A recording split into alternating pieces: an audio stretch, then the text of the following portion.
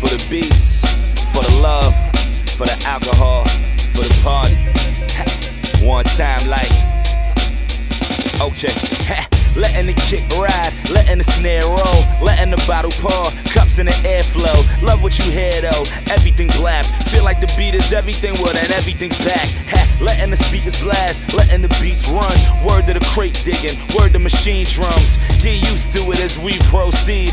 Black radio for the lover, just the beats. Everything is blap, everything is blap, everything is blap. Yeah, everything is blap. The kick gon' knock, the snare gon' crack, and everything is blap, everything is blap. Everything is blap, everything is blap, everything is blap, yeah, everything is blap. The bottle gon' pour, the speakers gon' crack, and everything is blap, everything is blap, everything is blap.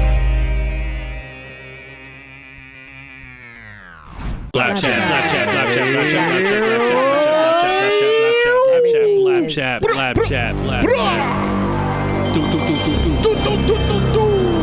Yeah, we're here. Everything.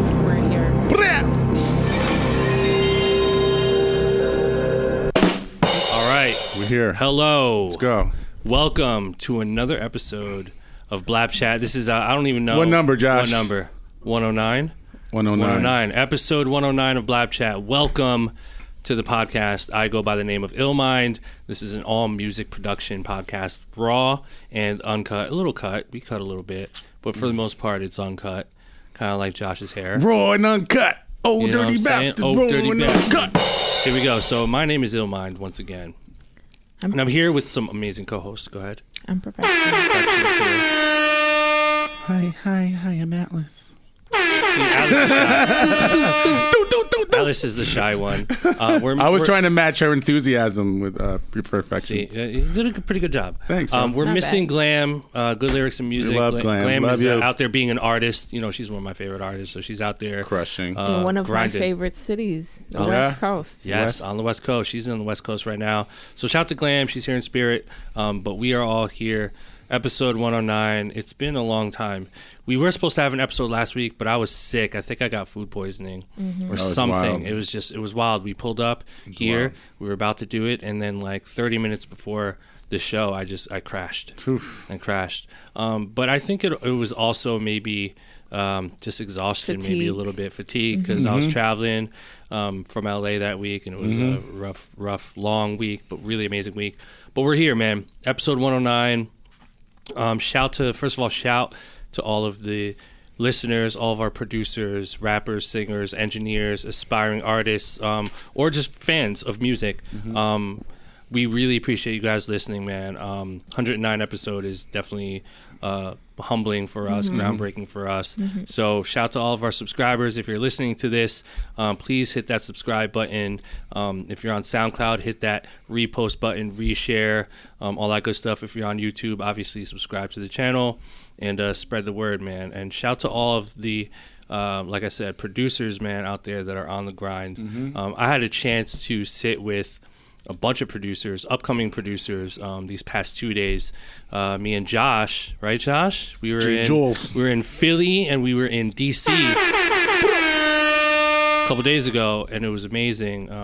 I did my Pass the Aux event, and there was a lot of talent. There were these two kids in DC. Remember, Josh? They were like 14, 15 years old. They were some of my favorite ones out of everybody. Not because they were young and so talented. In Philly. In Philly. Nice. In DC, sorry. In DC, they were just incredibly talented, man. But everyone there had their own flavor. So shout to you guys who came to my Pass the Aux event. If you're wondering what Pass the Aux is, all you have to do is go to my website, illmindproducer.com. Basically what I'm doing is I'm traveling to different cities every single month to sit down with upcoming producers and artists to network with each other, play their music for me and for each other, and answer questions, give constructive criticism. It's really, I can't really do it justice by explaining it. It's just one of those events that you really have to just come to. So if you're interested in coming to my event, just go to my website, illmindproducer.com. You'll see a list of cities that I'm visiting, and you can pull up. It's really amazing. There's a bunch of video content on my YouTube channel. Illmind vision that you can see and check out what the event is about. But it's super amazing. So next month I will be in LA, Detroit, and Las Vegas, which is fire. And then in November I'll be in Nashville and Atlanta.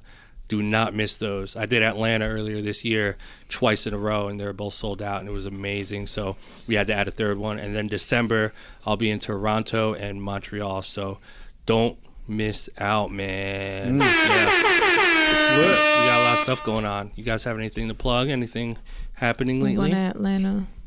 Speaking of Atlanta, creative camp, Tree Sound for a week. Wow. Mm-hmm. I'm excited. You ready? Yeah, I've been working towards it. So you've been building some stuff preparation. Yep.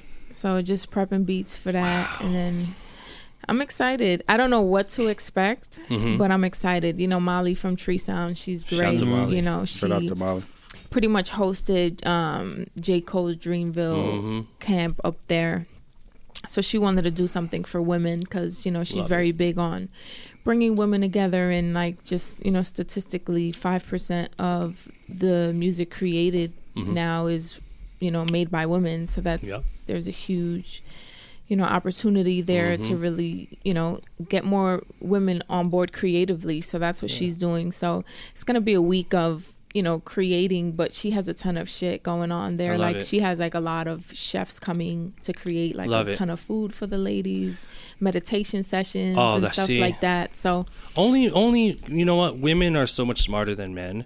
Only women would be able to put something together like that. If it was men, there wouldn't be any meditation. There wouldn't be any. It would just be like pizza and right. But Molly gets busy. That kitchen is crazy. Yeah. So she's been posting crazy. So she had 10 different chefs come together with her the other day to prep. So she has a lot planned. So Amazon is, filming it, and amazing. She has Sprite and a ton of other big sponsors. So I've just been prepping for that. So I'm excited to see, she's obviously going to invite some artists, male and female. Yes. So I don't know who's going to show up. That's going to be amazing. One thing I can say, piece of advice, just taking this off of the Dreamville sessions, get there early.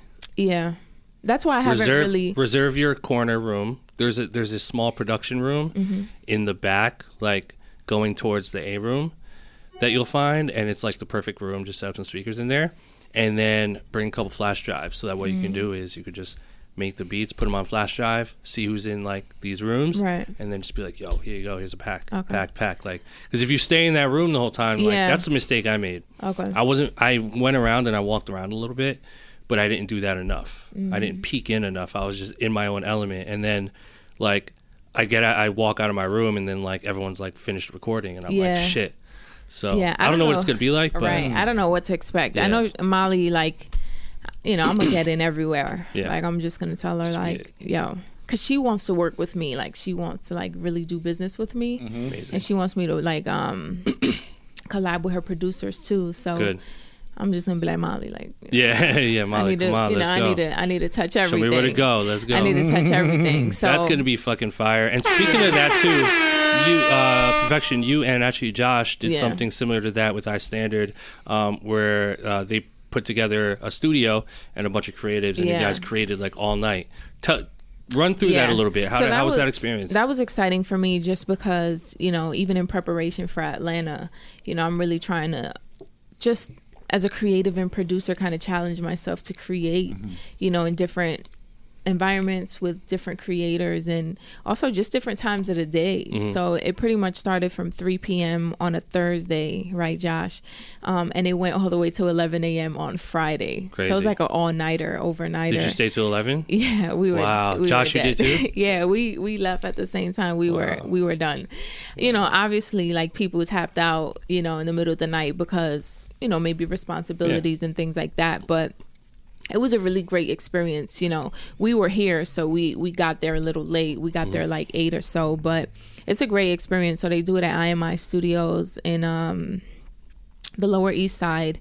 So they have a couple rooms, but they also have workstations, in the lounge area. So it's just people set up all over the place. You know what's great about that? I love that, and just all these events, even my Past the Aux stuff. It's all of those things are based in the thing that's similar with everything is that it's bringing people together. And that was one thing that we really touched on in these recent past auxes is just like the importance of like community and just like bringing people together in some way. I think the reason why that's so important is because people love to be part of something, especially creative people. You know, like we get this like you know, the stereotype of being a producer, like by ourselves in our bedrooms on our headphones, just like making beats. And that's true. While that's the case, eventually you're going to want to step out and like at least meet one other person who does the same thing. So like as a producer, you don't really get that opportunity. There's so many producers that are really just like on their own and like haven't even showed their beats to anybody, you know? So I think events like this are amazing. Bring people together. I think it's super important. You know, come to Pass the Aux.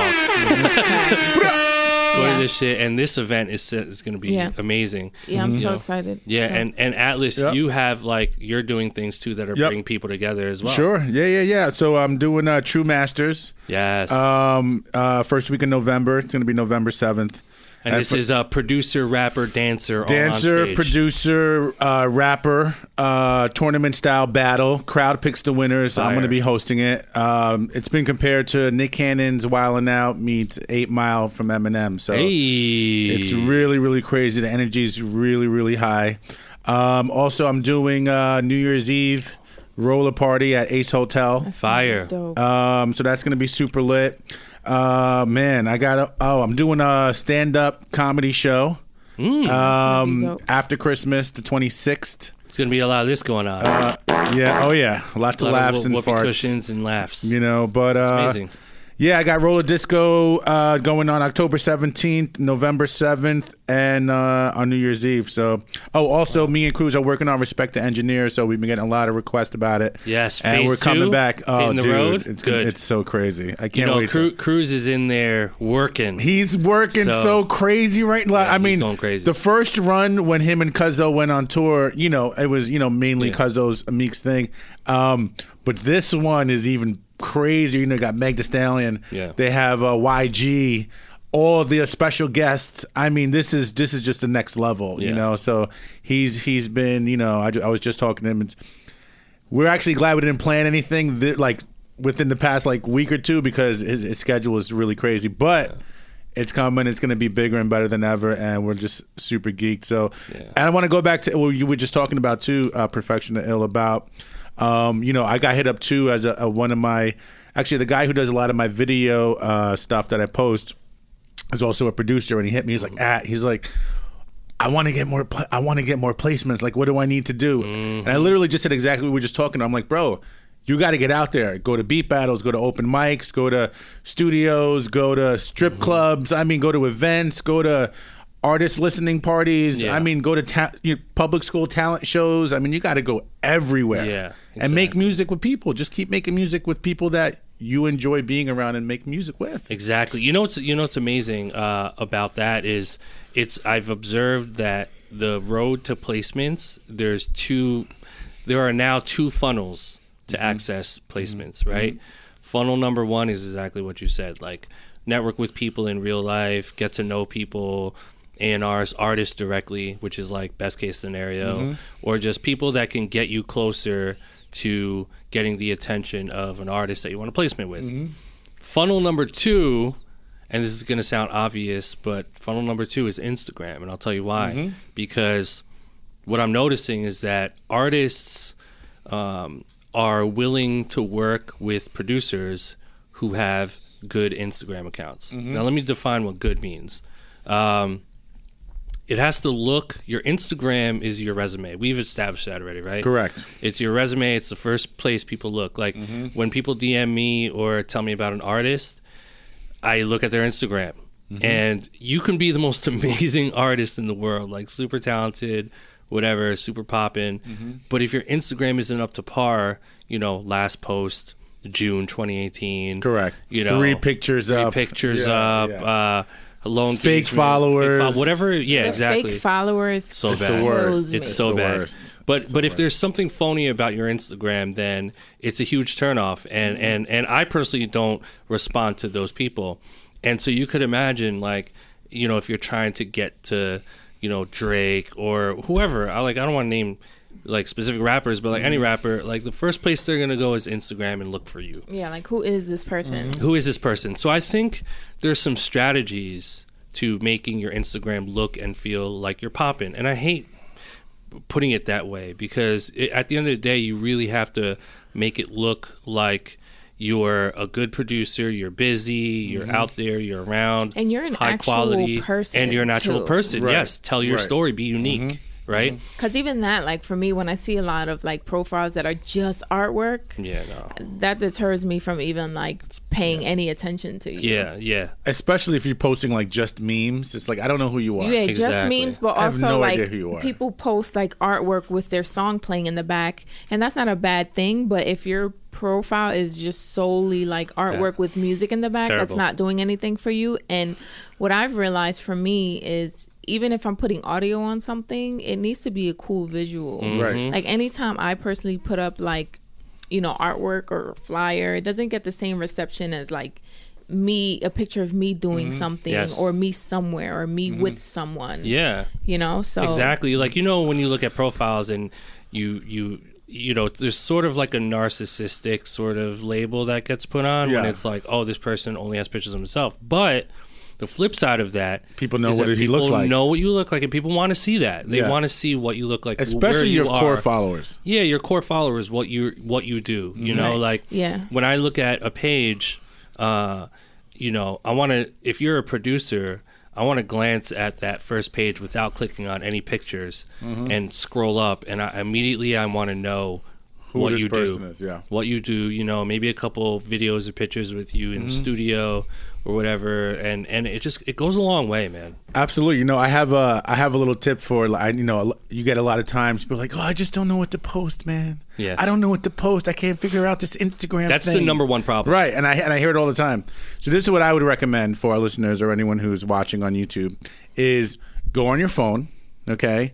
You know how you do the highlights, the insights on your phone? Instagram has the insights, right? So what most people do is they go to the insights, and what they do is they'll go to the impressions, and whatever one has the most impressions, they think that's the one that they should be posting. Yes and no. What I would go look at is I would go look at which posts that you post were saved. That people looked at it and saved it to their phone. That's one. Another one I would do. And it's funny, people don't even know that that's a functionality. Exactly. Yeah. There's a functionality. So if they do it, they're going the extra mile, right? Yeah. So another thing you want to look at too is you want to look at not only the ones were saved, but which ones were sent as a message. You know how you could hit the DM and it'll send that to their homie?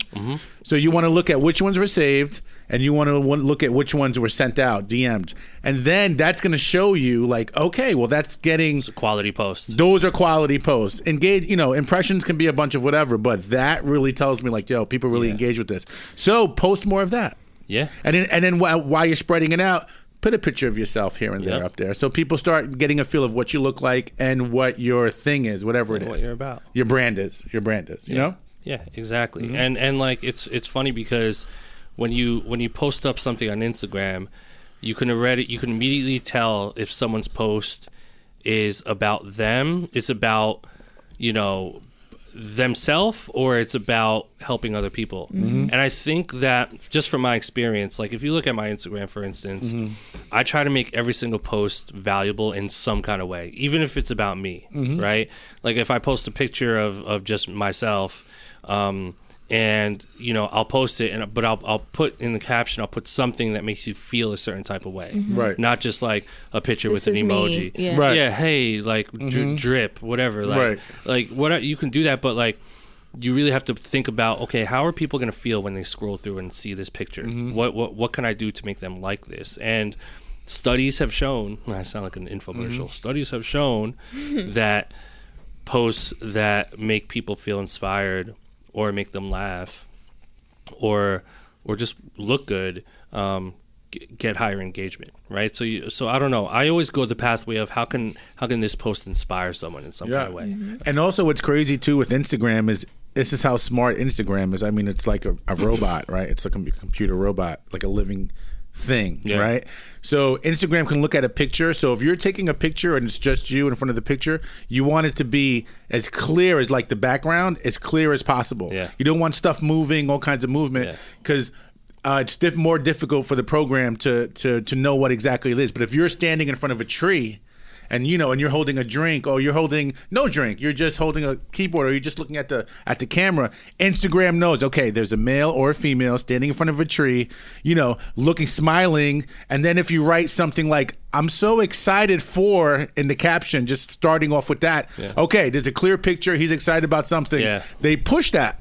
The algorithm will push that forward so that your followers will see it. Yeah. It's crazy. Yeah. I don't know if we talked about the 10% push on Instagram as well. No, I don't think we did. But it's part of that algorithm too, where so when you post something on Instagram, by default, what Instagram does is it'll show that post to 10% of your followers only, and it's the 10% of your closest friends. And your closest friends are people that comment and engage the most. So it's your closest fans. And basically, it'll show that picture or video to only those 10% first, for the first 5 to 10 minutes, them only. Based on the engagement, right, people commenting, you replying back, all that stuff, based on the engagement, it'll determine whether or not that post is worthy to show the rest of your 90%, which is a huge hack. So that's why sometimes when you post up, you get like very small engagement, and then some posts are like so big, and they're like, why did that happen? And that's why, So one cool little hack you can try is when you post something up, reply to people immediately. If you get a comment, reply, yo, I appreciate it, thank you, and try to make the replies as like detailed as possible, not just like an emoji or a thank you reply. And that's another thing. And it'll nudge the algorithm along to say, oh, this post, people like it, so let's show it to everyone else. And also share when you post on your stories, like at the person, so that person will repost your story on their thing. Stuff like that, little tricks. What's another? It's like the more you feed it, the more it'll give back to you. Exactly. Another IG trick is using hashtags in your Insta stories. But if you change the color of the text to match the background and you hide the text, somebody told me that. Smart. So basically, so they don't see the hashtag. They don't see the hashtags, but they're there. Right. I see. So like if you have a white background, like you're posting something, there's a white background, you can put 30 hashtags, but then make the text white, in there. so it mixes with the background. That's smart. But it comes up during certain hashtags. Somebody told me that. I was like, yo, that makes sense.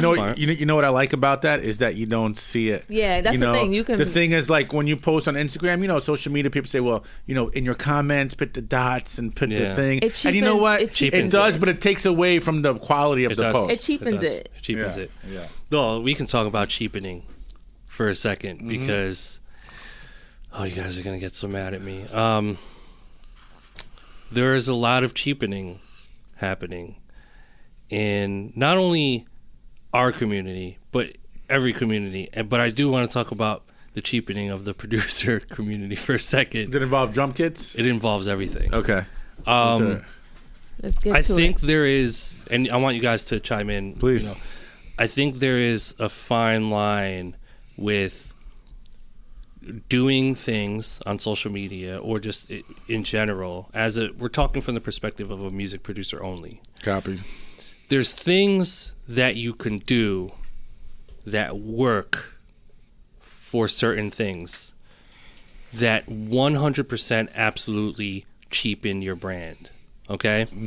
And I think we're in this phase right now of music production where there's a lot of amazing hacks. There's a lot of amazing things where, type beats, YouTube, hashtag this, thumbnail this. When you go to producer YouTube pages with like so many subscribers, I think that's amazing. And I think all those guys are doing an amazing job.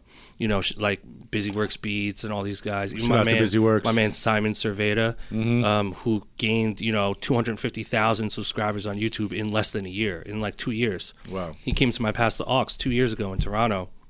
He was like, I just started a YouTube channel, and then 2 years later he's at 250. Crazy. Amazing. So shout to all of the guys who are the producers who are killing it on YouTube. That being said, I think number one, it depends on what you're trying to accomplish. But number two, I think there are things that cheapen your brand. So let's talk about that. And this doesn't necessarily mean that I agree or disagree with this stuff, but I do think there's some credibility in terms of something cheapening your brand. So the first thing is the huge argument of leasing beats and having type beats, right? And constantly bombarding your Instagram with beat video, hashtags, beat video, purchase beats, $50, boom, boom, boom, 3-for-1 deal. In my opinion, you're branding yourself as too much as a salesman, and to me that does cheapen your brand. For sure. Absolutely. It does. So what are you guys' comments on that? There's some pros and cons, but there's a cheapening there. Yeah, I definitely think it cheapens your brand for sure. And it is weird because it's weird how certain things, allow people to perceive you, right? For some people, that's how they make a living, right? It makes sense for them. Right. For others, if they're trying to reach a certain level, it's like it cheapens your brand. If you're trying to work with A-list artists, and things like that, they might not look at you the same. Yeah. Right. You know what I mean? Especially on that level if you're doing that. There's a certain level of that being fucked up, but there's a certain level of truth to that. And you have to, that's credible enough. You have to trust that. Go ahead. Yeah. So that's not the route that I've ever gone, and it's not the route that I would go, especially me. I don't have any major label placements yet, but Oh, you're about to go crazy. We already know you're about to go crazy, but get ready. It's soon come. Yeah, you know what I mean. But be out of here. But with the relationships that I've built and how deep I'm in the industry, I have a long way to go. But people perceive me a certain way already. So like if I come and 2-for-1, 3-for-none, it just cheapens my brand, and I think. For me personally, I don't want to cheapen my brand. How difficult would it be if you were leasing $50 beats and selling $1,500 exclusives, and then you get a placement with Drake, and then you ask for $15,000? You're not going to get that. Yep. You're they're gonna do their research and look at what you've done, what your trajectory was, and not saying this is every case, but. It gives it an element of and that's how they put a price on you. It's like, oh well, he $50 beats, we'll figure that out. We'll figure him out later. Yeah. We'll give him a little $100 and a look, and he'll be happy. Yeah, I mean, but it's crazy though because there's such a counter argument to that. Yep. Young Keo. What about Keo? What about Menace? What about what about these guys? Superstar. Oh, yeah. I can count on two hands how many people have managed to go to the next level, somewhat successfully do both, or have in the past started that whole route and then eventually migrated into, I don't want to do that anymore. I want to be, and I hate this fucking label, I want to be an industry producer, which is basically just a guy or a person who gets major label placements, a producer who gets placements, right? Industry, I'm an industry producer, but fuck you guys, call me that shit. Industry producer. So anyway, being called industry is, people in the industry hate being called industry. No, industry is the terrible word. I think it's a compliment. No, I do, and I want to add to that. I have to admit, and I've said it before, in the beginning, I was so against type beats. You couldn't convince me about the whole type. I was totally against it, completely against it, right?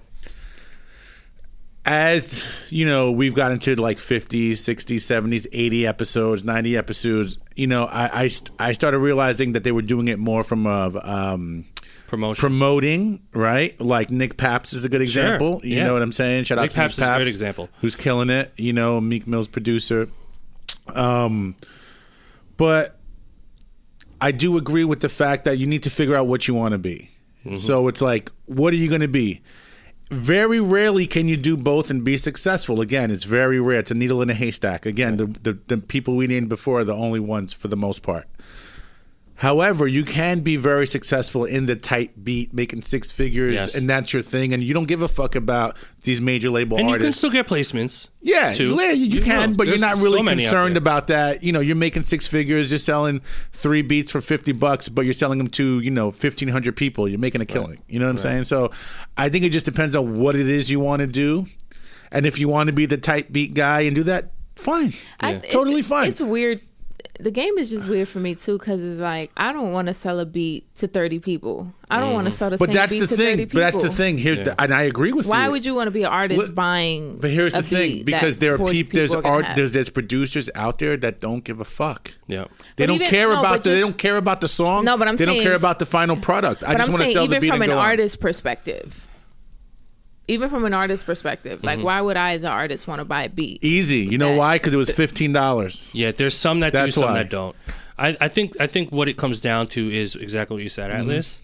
Is there's people who are willing and people who aren't. Right. But there is this undeniable fact that if you are wanting to be mega successful producer with the Grammys and the nominations and the respect, and not to say that you're not respected. 98% of the time, you got to be the non-type beat. I would say that the cheapening plays a factor. That's all I'm saying. And there are people out there, there's artists out there, there's A&Rs, there's managers, there's attorneys, there's very powerful people out there who will look at that and say, you did too many things to cheapen your brand.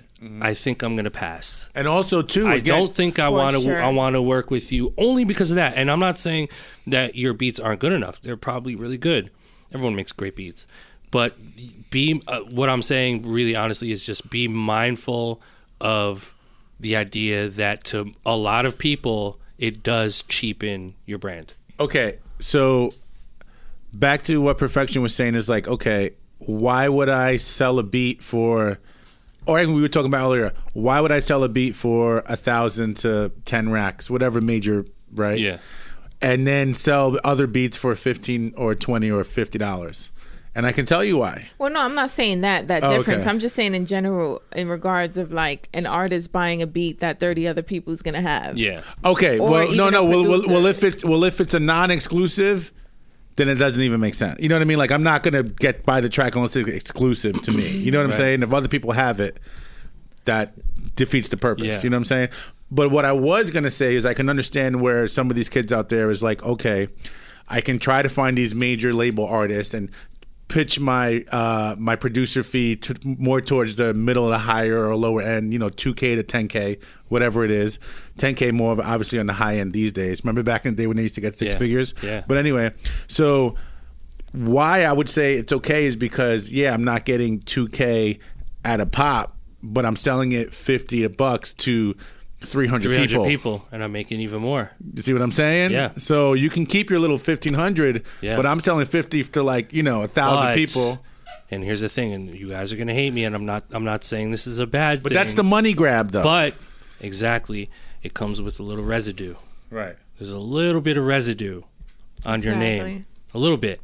You know, and I'm not talking about you sold a couple beats here and there, and then you sort of transitioned into not doing that and then pursuing that thing, whatever, which is exactly what I did. I was selling beats to independent rappers for 9 years, 8 years. I only stopped up until 2011, 2012 was when I really just said, you know what, I just want to focus on artists that can change my life and artists that I really love, work with those guys and not just sell beats to anybody. And I stopped. And it money dried up for a little bit. You know what I mean? But I took that L. That was my second L that I took. You know what I mean? But you know what also helped you too is that social media wasn't out then how it is now, right? So it didn't cheapen your brand. It didn't affect you. It affected your pockets in a sense, but not necessarily your brand, because you were able to brand yourself into something even bigger. And True. Also, to add what Perfection's saying, she's totally right, is that and because when you made that conscious decision to do that, it allowed you to open up other ventures, past the Aux, the Illmind Platinum Club, all the other things that you do. It's drum kits. The drum kit, exactly. Yeah. Oh, drum kits first and foremost. But it allowed you to be okay, well, if I'm not going to do that, let me still do my music, but still have something else I can just branding yourself. And so everyone knows on social media, you're a master at the way you brand your stuff. You know what I'm saying? So I'm still learning. No, I know, absolutely. And we all are. But you know what I'm saying? But you caught wind of it early and you were okay. I'm going to diverse my portfolio, for lack of a better term, to do all these different things. And that was super risky. And nobody was doing that. No. Like the way you're doing it. You know what I'm saying? Like now producers are like, doing these meetups. Hold on. Now they're doing these meetups, and now they're like, I'm going to talk about it. And it's like, now everybody got a drum kit. Now everyone got drum kits. We got sample packs too. Hey, everybody gets a sample pack. Everyone's doing producer meetups in the studio. Who got a podcast? Everyone got a podcast. Now they're doing podcasts. Doing meetups, huh? We all care about each other now. Doing meetups. Now everyone's like, okay, well, if Il can do it, then I can do it too. And you know what? Fine. But respect for being the pioneer, though, to do it first. You know what I'm saying? And listen, and thank you, Atlas, but I'm not one to like be out here braggadocious like I'm the pioneer of this. I let the people give me that title. Like, I will never give myself that title. Right. That being said, though, the Blap God is here. The Blap Kid is out. The Blap God is here. Buy that latest Blap Kid. Yeah, like, But you know what I'm talking about, though, when I say that. Like, we've been working together for years, so, like, we know, like, listen, we've seen a lot. You know what I'm saying? Guys, it's crazy out here. We've seen a lot. I'm not gonna give myself the title, but you guys give me the title, and I will say I'll accept whatever title you give me. But yeah, 2000. What year did I put out the Behind the Curtain? I put out an instrumental album on Nature Sounds where there's a download card where you download the stems, and that was 2008, 2009, stems. Beat stems. That was drum kit. That was a kit. And then BLAPCHAT came out in 2011. Yep. Shout out to my man Drum Broker, who really just we really just like kind of started that together, and that was the emergence of the drum kits and then sample packs and the monthly club. I'm pretty sure I was the first monthly club producer out. And then the podcast Blap on the Radio. That was 2011. Now we're BLAPCHAT. I'm just giving you guys a timeline because some of you guys are probably like, what is he talking about? But that being said, like, I think at the grand scheme of things, it's amazing that there are producers that are like tapping into these different revenue streams. But I think we're reaching this sort of like breaking point where you might be getting this success in these outside things, but where's the core? What's holding it all together? And in my opinion, the thing that always holds everything together is the fact that you're a music producer. So where's the music? Show me the music. Where are the albums? Where are the artists? Where are the placements? Where are the who are you working with? I have the key. I have the word. You're giving me tutorials. How to do this. Oh, check it out. I bend the 808. Tutorials. Give me drum kits. Give me sample pack. Where's the music? Right. Show me someone show me the music.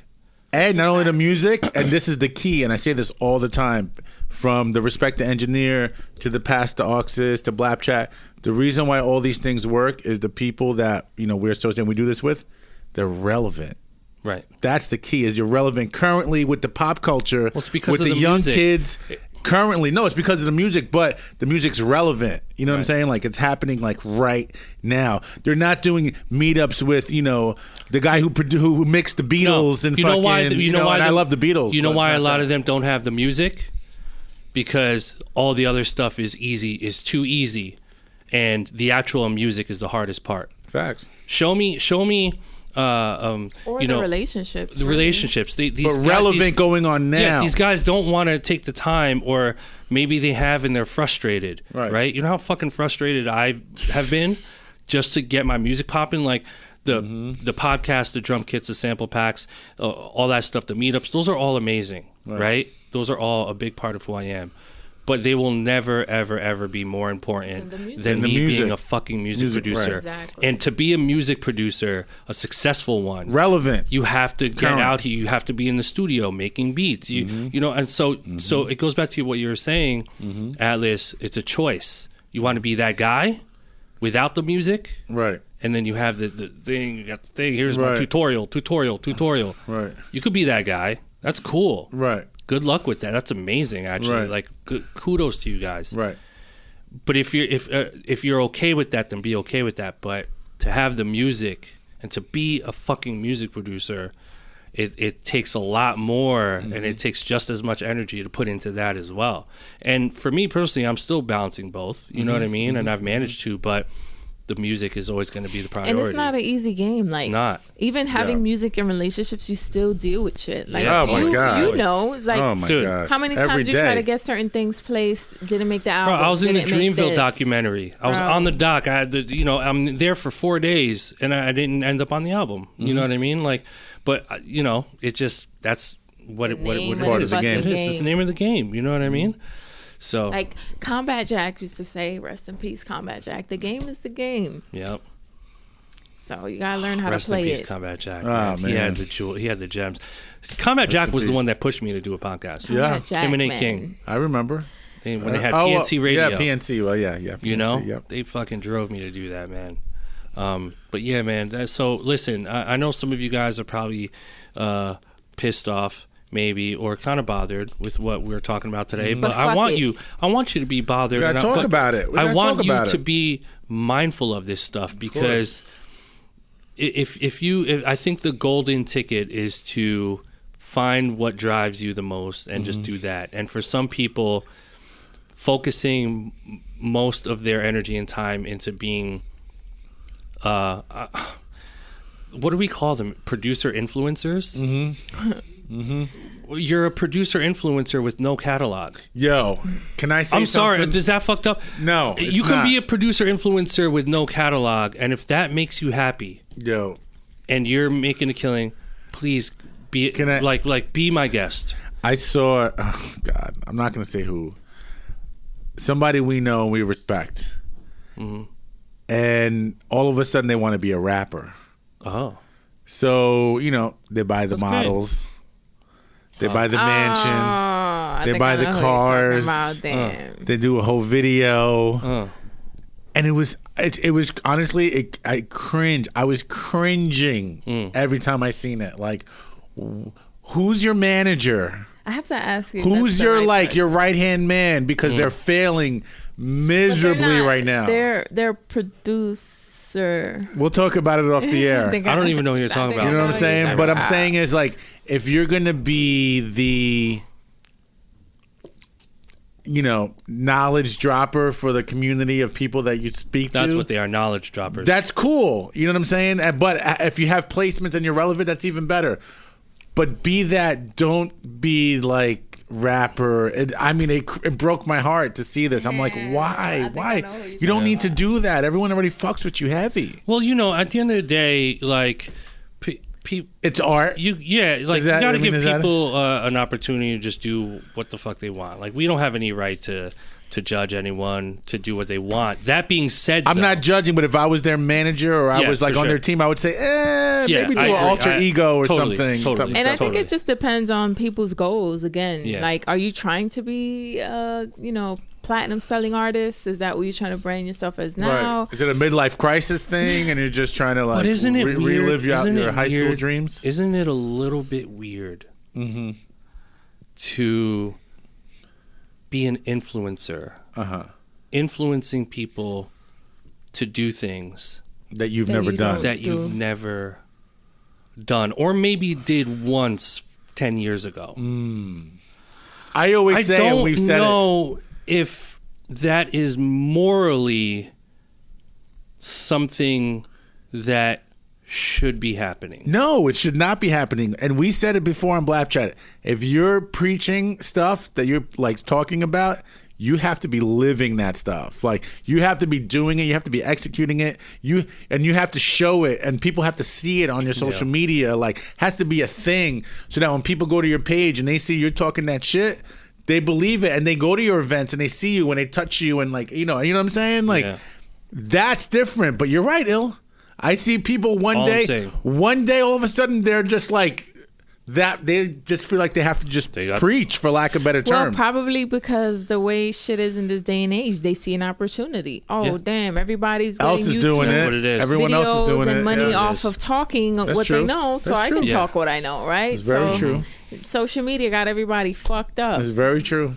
Yeah, very true. Everybody's in model. This is gonna play out. This is gonna play out the way it's supposed to. Yeah. It's gonna be like the session we were at. The real one's gonna stay. the other one's gonna fold. Yes. Yeah. Eventually, all that you're gonna get tired of doing that. You're gonna get tired of being an influencer. You're gonna get bored. It's not what you really want to do. Right. Something new is gonna come. Yeah. But the producers are gonna keep producing. Yep. Yeah. And just to give you guys who are pissed off at me right now a little bit of light. I want to give you a little bit of light. I don't want you to not pursue being a producer influencer. Go crazy with that stuff, but just be mindful of the fact that you can be an influencer and also be successful at being an actual music producer. And my piece of advice, if that is something you want to do, because I will say that you will reap much higher benefits by being a real producer. If you want to pursue that, then it's going to take a lot of energy, and you have to also be mindful of the fact that if you do too much of the producer influencer stuff, it might make people think of you in a certain type of way, aka might cheapen your pursuit, 100%. Your pursuit of the brand. The reason why I'm allowed to do it, and I'm not saying that there aren't people out there that think that like what I'm doing is cheap, right? Maybe a couple people, but the reason why I'm able to is because I'm always prioritizing being a producer first. Like I will never be out here be like, hey guys, listen to me, let's get together and do this and do this and this. If my last placement was 10 years ago, or I wasn't actively doing what I'm preaching. 100%. That's it. It's very important for me to practice what I preach. It's very, very, very important for me. You have to be relevant producer popping first before you can be gem dropper producer. You know what I'm saying? Like producer has to be one. Yeah. Two can be whatever you want. Producer has to be one at a successful level. Right. Relevant currently in the culture. Yeah. Then everything else can be two, but producer has to be one. Yeah, and this is no knock to like sound designers or like like this stuff. Like that stuff is cool. Like we love all that stuff. We love all that shit. We're into all that stuff. But it's hey, follow my 10 steps because and I will show you how to be a successful music producer. Man. Well, what kind of music are you teaching me how to be an influencer? Because maybe that can be. I hate that. It's like, here are 10 steps to get a placement. Bro, are you fucking kidding me? I be in these label buildings. I have people's direct numbers, and there's certain things that I have yet to get placed. So there are no fucking 10 steps. And build relationships, do hard work, put yourself out there. Yeah. It's all the stuff we talk about on the podcast. Literally. Honestly. And the funny thing is, they'll do the video in front of like an SSL board they've never touched in their life. Yeah. You know what I mean? It's like, oh, fancy SSL board behind them. Yo, you got the video? All right, go record. Press record now. All right, cool. Yeah. So lame. Ultimately, man, guys, we just want everyone to be successful. Organic, but original. there are these things that you really should be mindful of. And I think that's the whole point of this. Because you can go on the wormhole and then for the next 5-10 years, and get your Shabbat. And then it's like, wait, I'm not really a producer. Right. It's not what I thought. This is not what I thought I was supposed to do it this way. All you got to do is be yourself, make dope fucking music, and work with dope artists. Produce music. Yeah, produce. That's it. You know why they call a music producer? Because they produce music. Produce music. Show me the music. Show people the music. Put beat tapes. Go develop some independent artists. Facts. You know what I mean? Put your own releases out on TuneCore or United Masters. Yep. Like start your own little thing. You know whose transition I really respect and love is my guy Taz Taylor. Yeah. Taz started doing that, all that stuff. He had a popping channel, all that, and it's still popping. But he consciously made the decision to say, you know what, I'm going to focus on developing artists, getting on the industry side of things, the label side of things, and look at them. Him and Nick Mira, these guys are moving around and doing great things, and I'm really proud of them. And they're probably one sort of pretty cool example of what you can look at and say, oh wow, like it is possible to maybe do both and transition, but just ask yourself what you really want. Shout out to Taz Taylor. Man, we got a special guest today. Special guest. Let's go. This is a relevant conversation because we're about to talk to one of the guys who, in our opinion, right, I think we share this, is one of the best I don't want to call him a sample maker because he's a producer. He is a producer, number one. But one of his really big passions right now, and the one thing he's been putting a lot of energy into, is creating amazing original melody sample loops. Original from scratch. Me and this guy have a few really big placements on the way together that you guys will hear about in the next few months. And he's got placements in the past. He just dropped a vinyl, and he's rebranding, which we're going to get into shortly when we get him on the phone. But this guy's so amazing, really amazing dude. And me and Atlas, one of our day ones, 5 years ago. I discovered Mario Luciano. Yeah. Tell him a quick story.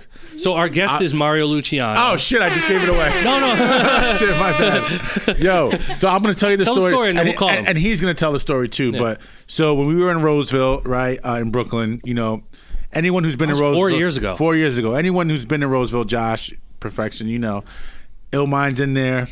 Cranking, baby. That was the spot. 7 a.m. Making to 7 beats p.m. from 7 in the morning until 7 o'clock at night. Monday Maybe I'll through Friday. step out in the lounge once to eat. Religiously, right? Josh knows he was there. So Perfection was there too. So we put out the BLAP signal, just looking for producers, whatever. Just we just started actually Kid So Hard just started popping off. So I was going through submissions, and I heard this one sample that was original, and it blew my fucking mind. And that was 4 years ago. 4 years ago, I listened to another one. I was like, oh my God, this kid's got it. Who is this kid? He's got it. Played it for Ill. Ill went crazy. It was like, yep, he's got it.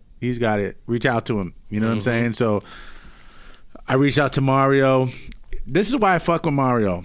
On his own dime, he flew out to New York, hotel, everything, stood with us for like 2 days. We did a recap video. We did a contest. We put out his kit. And then, we put out maybe his first 2 or 3 kits, the Grand Evening Samples with the name of it. Shout out to, just went crazy. And then his name just started buzzing. And then he just been my brother ever since, man. Like, we've just been super close. And now he's managed, he'll tell his story, but... Money Making Matt. Shout out to Money Making Matt, man, because he's a real one for getting Mario under his wing and really taking care of him. And Mario's blossoming, and he's about to be out of here. 2021. What? 2020 is going to be a big year for Mario. Trust me. This guy is going to be that dude, man. He's already being that dude, and he's going to talk about what he started and this whole thing he's doing, which is so original and different that nobody's doing. And what I love about him, he's a perfectionist. Yeah. If the artwork wasn't right, he might be. If the artwork wasn't right, like he's a Virgo. If the artwork wasn't right, or there was something, he's like, it's got to be perfect. And boom, I worked with him, made everything perfect, and he's. Exactly. I'm just so. I feel like he's like a son to me. I'm so proud of him. You know what I'm saying? So shout out to Mario. Shout out to Mario. Let's get him on the phone. Shout out to Matt too. I think Matt's one of my favorite people. Oh, he's the best. He's the best. All right, we got the man himself, Mario Luciano's in the building. Clap it up for Mario Luciano. Yo. Let's get it. What's up, Mario? Shit, just over here chilling, mixing all these new samples. Of course, you're mixing samples that you are about to send to me. He's a busy guy. He's a busy man. Yep. Man, first of all, Mario, thanks for taking the time, man. We had a bit of an intro for you before the phone call, so we don't have to like double up and get into that again. But welcome to the show, man. Okay. I think it's a long time coming. You've been working really, really hard on everything, and honestly, man, like you're a really good producer, and I think it's really amazing. That what you've been putting your energy into, which is these crazy melodies, just full compositions, insane. So I want to jump right into that stuff. So for the people listening, why don't you give them a little intro of what you do, where you're from, and like what you're pushing right now. Okay, dope. So for everybody that doesn't know, my name's Mario Luciano. I'm from Everett, which is like north of Seattle. I make original compositions. I use a lot of vintage organs, keyboards, Rhodes, horns, strings, live guitar, vocals, and I mic all the stuff up through like old ribbon mics and just all vintage equipment. And it's like soul, gospel, jazz type of compositions. Insane. So, number one, you're doing real shit, and you're not just doing shit on the computer. Yeah. Which is amazing. Right. And so you're creating these full compositions, and what are you doing with them? You're selling them as packs, you're collaborating with producers. How's that been so far?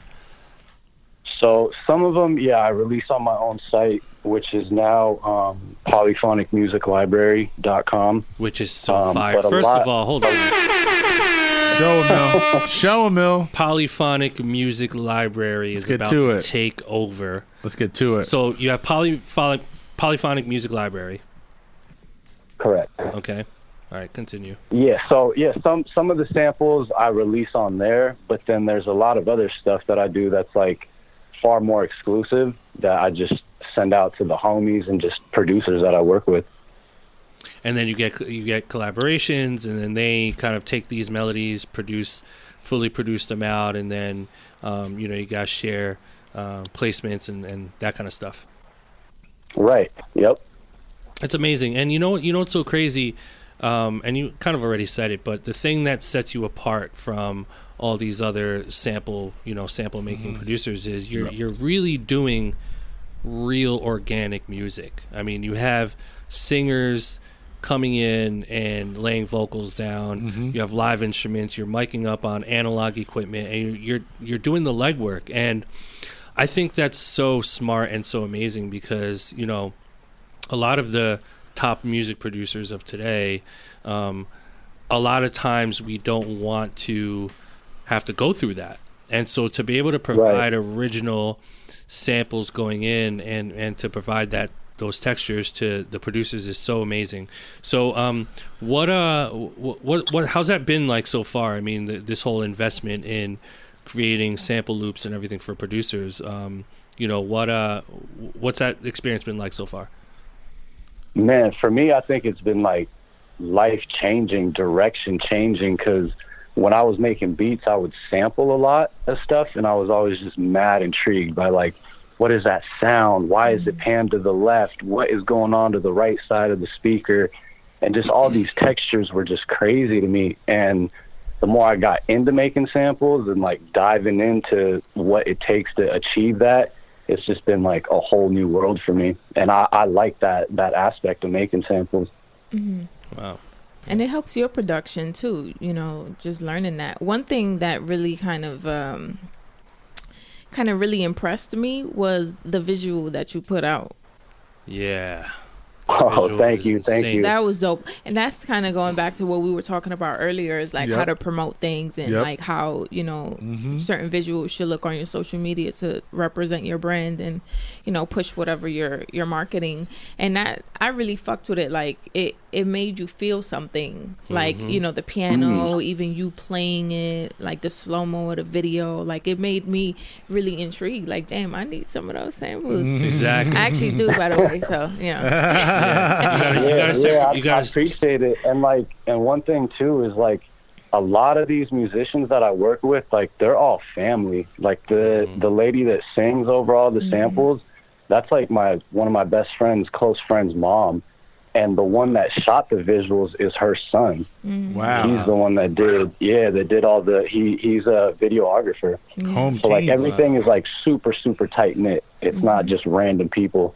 Wow. You're keeping it in the family. And again. Yeah, it's all like, or like friends of family, right. It's not just random session players that I'm finding, they come play and that's it. Like we're all mad tight and close, and we hang out and chop it up and have conversations about music, life, things like that. And that's why the stuff comes out the way it comes out, because it's not forced, it's natural, and we like all know each other.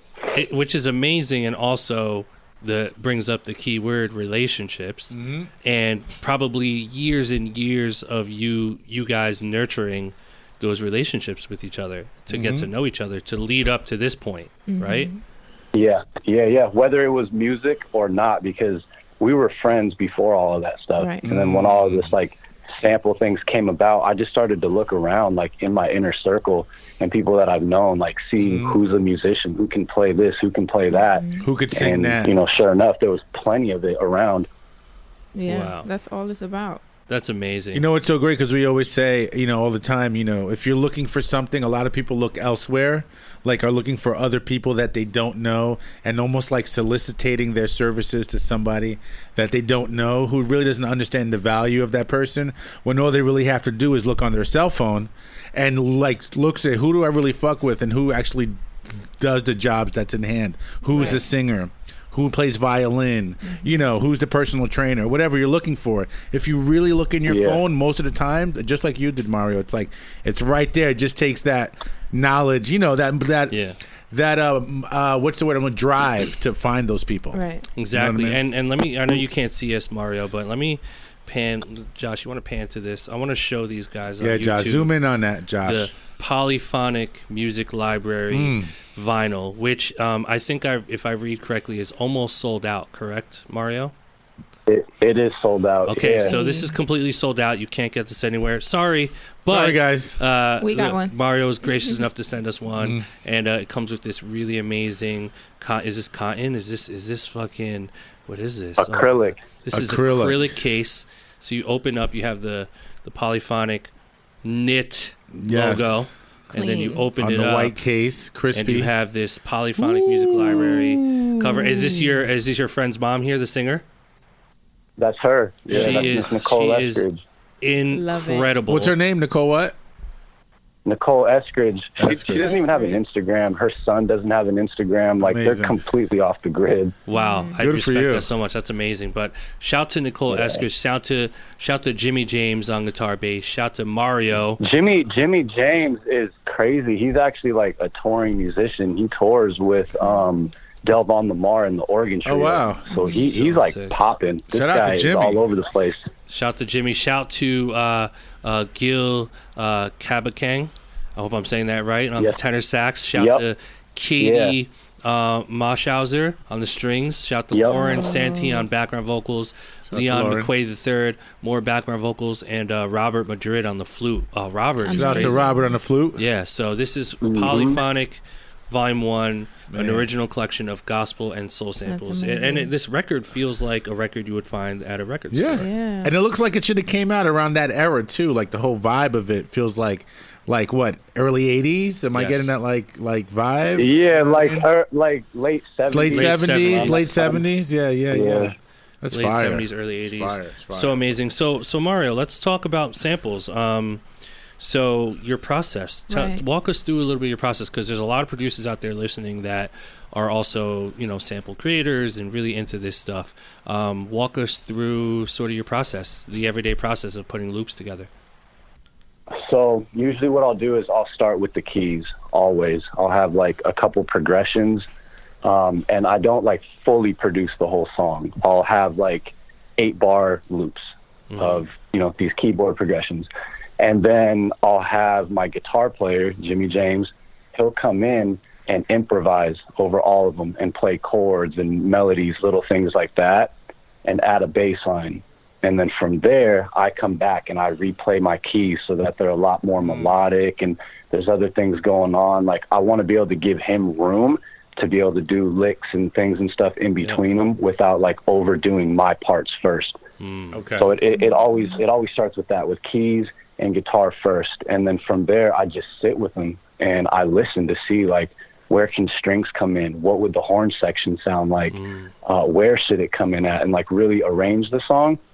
And once I get my like parts right, I use this program called Sibelius, and it charts MIDI into sheet music. Yes. And then I'll take it, I'll bring it to like my horn section, and it's like tenor sax, these are your notes. Lead trumpet, this is your notes. Trombone, these are your notes. Flugel. I have so my horn section grew tremendously from that release right there. It was just my man Gil on the sax. Now I got a guy that plays trumpet, trombone, and flugel. Wow. And they have all their stuff. They have the sheet music in front of them, to the point where literally when I go to the studio I record them at, I'll book like 2 hours, and we'll knock out like 15 samples in 2 hours. Because everything's written, charted, and ready to go. they just read it, boom, okay, next one, and so on and so forth. Yeah, it's so amazing because you're taking the process of real music making into hip hop and into, you know, R&B, pop, whatever they end up being in, and then you take a producer to come in and really just take it and treat it like a sample, and that's just so incredibly just intuitive. And just even the instruments that you're using, right? Because a lot of people don't use the instruments that you've mentioned, you know, like they try to incorporate it in certain ways, but when you're working with real musicians, you know, and you're sampling in that way, it's real music. Yeah. And like you said, it's a different feel too. Yeah.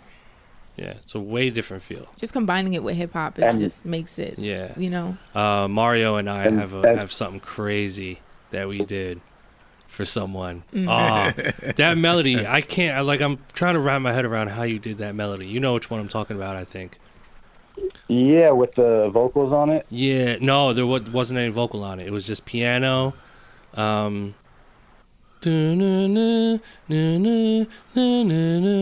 one that me and Cal flipped. Damn, I don't even think I remember, actually. It's so many compositions. It's for the boy. I'd be forgetting, but I know, and especially a lot of the shit that we have is like a bunch. Yeah. Yeah, probably mic'd up a live piano, recorded it, and was it like already manipulated or was it like live? Yeah, already? It was manipulated.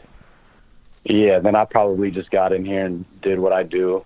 Yeah, that's crazy. But a lot of times I'd like just keeping it raw. Like the more I'm doing it, the more I'm like, I realize like the cool part of sampling is like the way melodies interact with each other at certain parts of the song, right? Like they're not loops at like 30 seconds in, you hear a little phrase that you like, you chop that. Maybe you listen to it for another 15, 20 seconds and you hear another part you like, you chop that. And that's what makes the samples a sample, you know? Exactly. It's not just the loops. It's like a full piece of music that you would, if you were to play it on vinyl from a song, it would be the section that you basically like record. Right. Yeah. That's it. Yep. Hey, I have two questions for you. One, how'd you get started in the sampling game? Two, with the polyphonic, like what made you want to go to that from starting where you started from? I didn't even see it going to that when I first started, to be honest. But to answer your first question, samples, I was just taking a break from making beats. I was just exhausted from that. And I was like, whatever, let me just make some samples, see what this sounds like. And I had a folder of like 10 or so. And I started to send them out. I sent them out to a couple of sites just to see what would happen, like zero expectations. And pretty much all of them turned me down except Kit So Hard, which I'm pretty sure is the super plug. Thank you. I appreciate you that. You heard him. I did. And then I think you played him for Ill or something, and that's kind of how like the start of everything. I told Atlas, I was like, "Who the fuck made these?" And I need to speak to him. Send me a folder now. I need you to send me an ASAP. Yeah, it's funny because when you get so many submissions and I'm listening, and anyone who knows who A&R any type of project or anything, 90% of it, 95 is not really hitting the way you want it.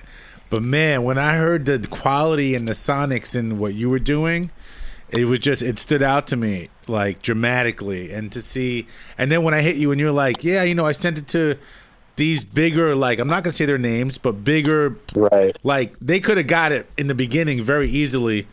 They just let it go. Yeah, they just let it freaking go. Yeah, you know what I mean. So shout out to you taking it from there to where you are now. I think it worked out better than it could have, even if I would have gotten on some of those other sites, because I would have just been another producer on there selling his kits, doing, probably pretty well.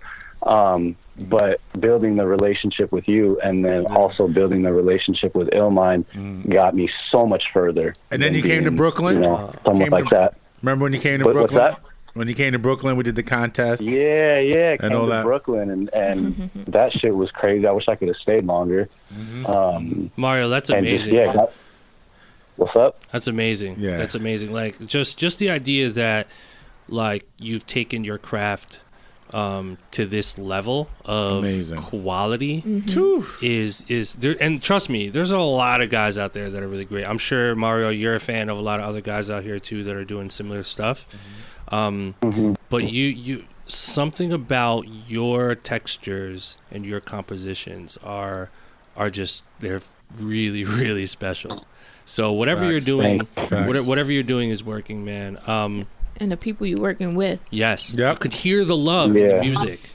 You could hear it, and you could feel the texture. So, what would be sort of one a creative piece of advice that you would give, or any type of piece of advice you would give to, a producer that's like kind of interested in like pursuing this type of work, which is creating original sample loops for producers?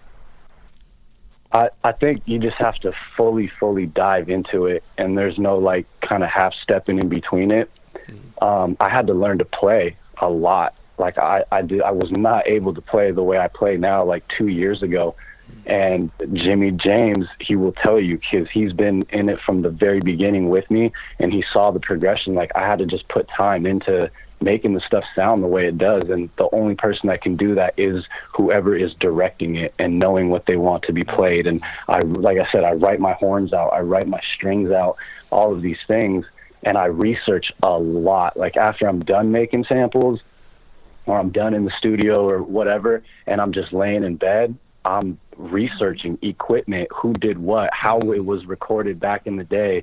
I'm like looking up studios from the 70s and reading books and trying to piece together equipment that made whatever sounds I'm a fan of come out the way they sounded, and try to get to those types of pieces and then record it in my way. At what point was it when you went from doing that to, the polyphonic? I wanted to like go towards that direction for a while, but it was also like a financial thing that was like holding me back, because that equipment is not cheap.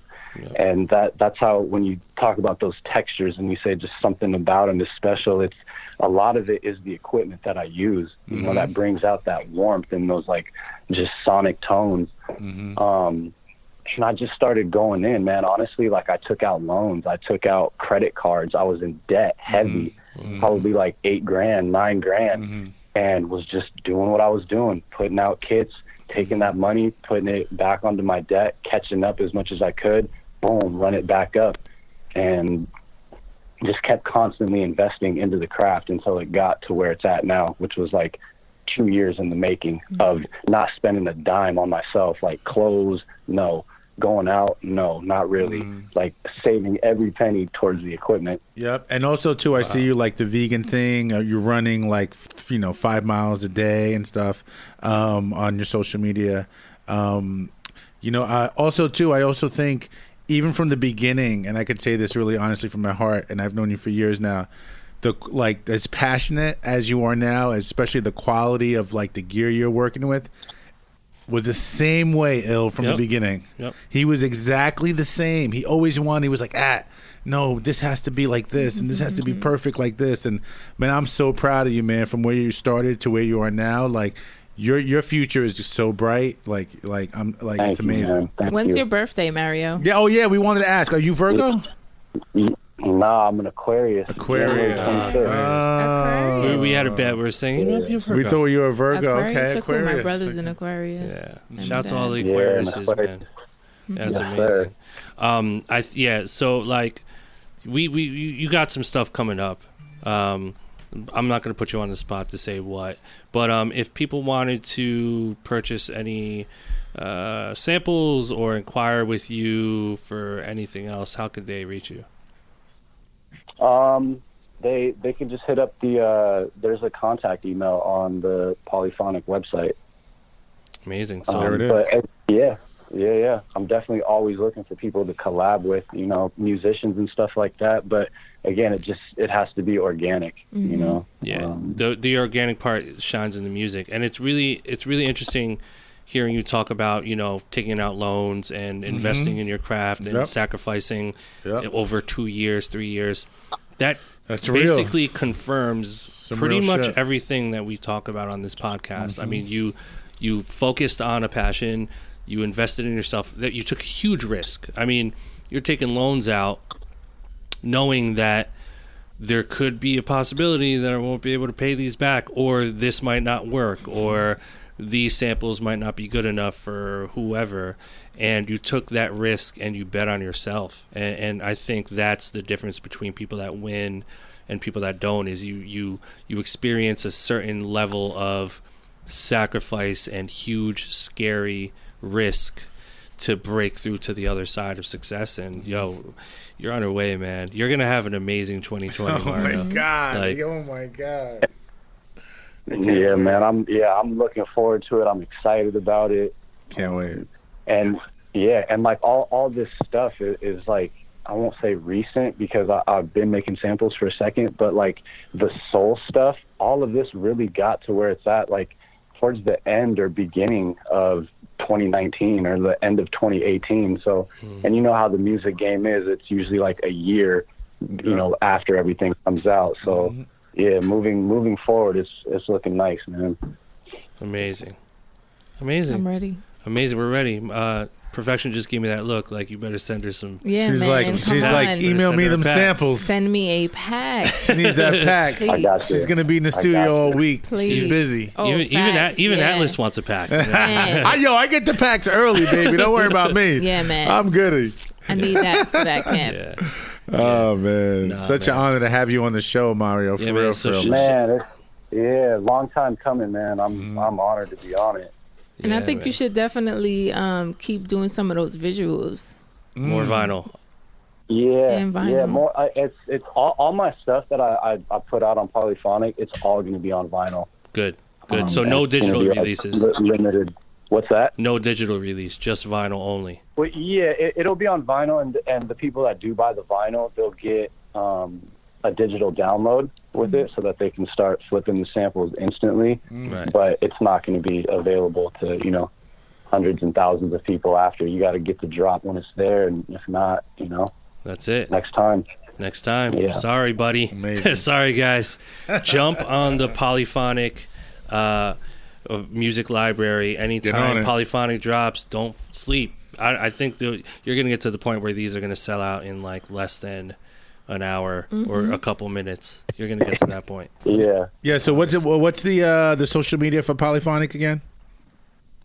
Polyphonic Music Library. There it is. That's it. Polyphonicmusiclibrary.com. Google it. Search there it is. Yeah, more merch coming on the way too. I started just simple with, you know, the vinyl and the beanies, but it's going to go to a lot of other stuff too. So I'm really trying to build it kind of like, you know, and this isn't making the comparison to these legendary companies, but like how Motown was and how Blue Note was and how Stax was and like Atlantic in the early days when Aretha was there and stuff.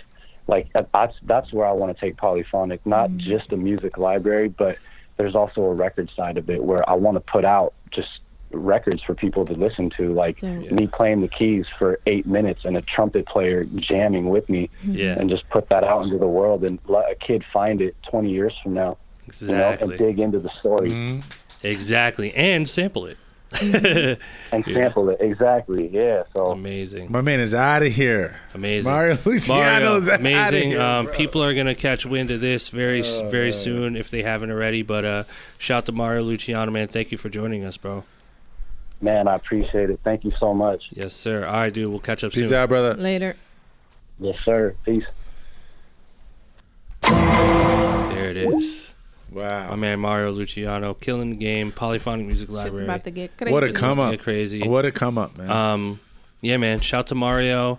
And shout to all of our producers who listen. This is episode 109, man. We're about to wrap. But shout to all the producers out there. We'll catch you at the next episode. I like this episode. Yeah. So much fun. Comment below or comment in the comment section or find us on social media at BLAPCHAT with any questions, comments about what we talked about today. I definitely want you guys to give us some feedback and what you're thinking about our conversation earlier. I know we ruffled a few feathers, but you'll be all right. You guys will be all right. You guys are grown. Don't be so sensitive. Get out there. Have a cookie. We're out of here. See you next time. Peace.